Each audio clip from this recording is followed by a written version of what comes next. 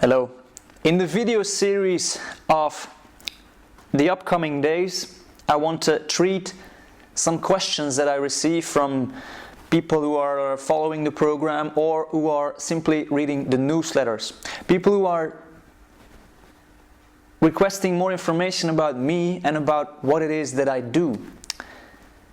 Now, one of the questions that somebody asked me that wants to start the program was, will it be difficult? Will I have to face my fears? Will I have to do things that I'm not actually ready to do? Because that's what exposure therapy actually does. It makes you, it exposes you to the things that you're afraid of.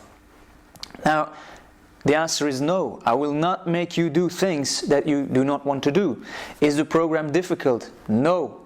Do you have to be consistent? Yes. There is no miracle actually. There is no miracle against this problem. You have to fight it, and it will take some effort, of course. But somebody has to teach you how you should do it. Now, there are some psychologists or therapists who have certain ways of responding to situations, and I would like to kind of laugh with one of them. My first psychologist that I visited, he simply said, okay, when you're anxious, when something is happening to you, just ignore it. Ignore it. Now that was something great. Now I always tell a story to my patients, and that's the following. You're walking around in the jungle. You're walking around in the jungle and you simply notice that the jungle is actually very beautiful. It is very beautiful. You see plants that you've never seen before. You see birds with colors that you've never seen before. You see flowers that smell better than the best rose you've ever smelled. You're walking around and you're happy in this jungle, full of energy, full of life. And all of a sudden, right in front of you, you see a new type of flower. Orange, black, and white. And then you see that it moves. And you think, oh, a moving flower? It's a tiger. Oh my God, it's a tiger right in front of me. I was calm. I was minding my own business here in the jungle, and all of a sudden there's a tiger in front of me. What am I going to do? That's what happens when you have a panic attack. You are somewhere. You're having fun. Everything is okay. You're enjoying the moment, and all of a sudden, there it is. Unannounced. And at a moment where you don't want it to be there, bam! The tiger is right in front of you. Now, my psychologist said, just ignore the tiger. Well, that doesn't really work, does it? Because if I'm in the jungle, and that's the way you feel when you have a panic attack, if I'm in the jungle and there's a tiger, I can simply not ignore it. I mean, there's nothing I can do to ignore it. Because then they give you tricks and they say, hey, maybe you should count to 10 or mind everything that is red in the room. Okay, while the tiger is standing there, so that really doesn't work. That's what I've learned, of course. Now, there's one thing that I teach my patients in the coaching session, and that's something different. You will see tigers in your life, and they will always come in moments where you're having fun or when you least expect them. All of a sudden, wham, there will be the tiger. And the funny thing is that if you're unarmed, you cannot win against the tiger. And that's where normal exposure therapy has a problem, if you ask me, because what they do is they put you in front of the tiger, and they think, if I put you enough in front of the tiger, you will learn to not be afraid of the tiger. It's a tiger. It's a tiger. I mean, of course you're going to be afraid of the tiger. Now, what I teach you how to use weapons, how to use tools that you can take with you when you're walking in the jungle. And if the tiger stands right in front of you, you just have to open your briefcase of tools and you have to see, all right, so I can use this or I can use that. All right, I'm just going to put him to sleep. So he sleeps and you can walk around and have fun again. And the tiger is still there. Because I cannot teach you how to kill the tiger, and that's the second question I will answer. I cannot teach you how to kill the tiger, but I can teach you how to put him to sleep, how to put him in a cage so he won't bother you anymore.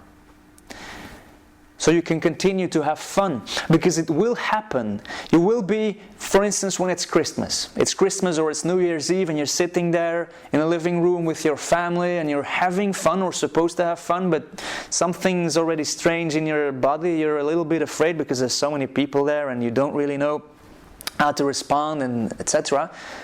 Now all of a sudden he will be there, that tiger. He will be standing right in front of you. Everybody else will seem to be having fun and they won't notice the tiger, but you will notice him and he will notice you. He will look you right into the eyes and you will be afraid of him. And you're with family. You don't want to act stupid, so you won't say, "Hey, do you see the tiger there?" Because they won't see him. They won't understand that you see that tiger. Now at that moment, it's very important to have the toolbox, to know what to do and to know, alright, so if I take this, I can put him to sleep, I can put him beneath the Christmas tree so I can have fun here. Now that's what I can teach you.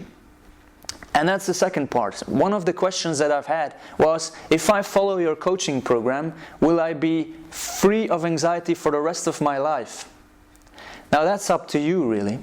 Because as I said, I cannot teach you how to kill the tiger. You and me, we are persons that are prone to anxiety.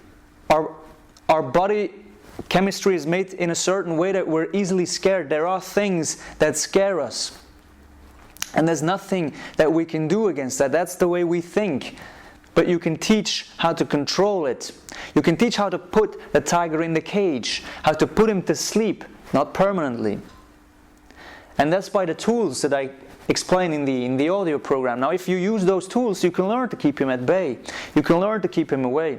If after 4 years you say, "Well, it's great, I've been living anxiety free for 4 years, I'm going to forget about those tools. I'm going to forget about all the rules. For instance, I'm going to forget that actually I shouldn't be drinking tea or caffeine or Coca-Cola. I'm just going to forget all that and I'm going to start drinking those things again." Well then 4 weeks later, without a doubt, all of a sudden you will feel anxious again. You will say, "Oh, why am I afraid of going to that meeting tomorrow? Why am I afraid of going to the restaurant with my family? Oh, I'm afraid to go on vacation. Where is this coming from?" Now the good thing is that at that point you will see, whoa, yes, I forgot about my toolbox. And because I forgot about my toolbox, I forgot about what I had to do to put the tiger in the cage. And because I didn't look at the tiger anymore, he knew how to escape, and he's standing right in front of me again. And the good thing is that the tools will still work, so you can simply use them again and put him back in his cage. But that's what I mean when it's up to you. You will have to decide when the anxiety comes back, if you keep following the rules. And the rules aren't hard. If you keep following those rules, then you will be anxiety free for as long as you want. Now the rules aren't hard, but they are strange in the beginning, because you will have to change some of your habits. If you love drinking coffee, that is one of the most difficult things. Now if you're doubting about starting the program and having faith in me, try that. If you drink coffee or tea, stop drinking coffee or tea. Not even the decaffeinated versions, stop it. Just test this for 2 to 3 weeks and see what it does to your body. Okay, the first days you might have some headaches. You might be a little bit more tired, so make sure that you stop on a Friday night.